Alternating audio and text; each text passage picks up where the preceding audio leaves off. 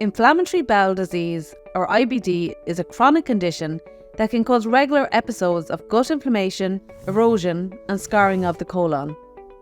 In a healthy individual, the colon is protected by a mucus layer. This is missing or damaged in a patient with IBD.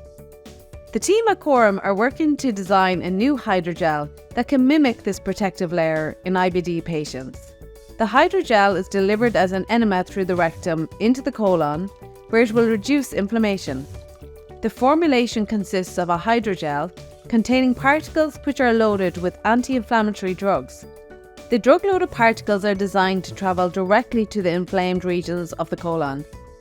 This approach facilitates the restoration of the mucosal layer to a state of health, thereby eliminating inflammation and enhancing overall quality of life for people living with IBD. Find out more at CÚRAMdevices.ie.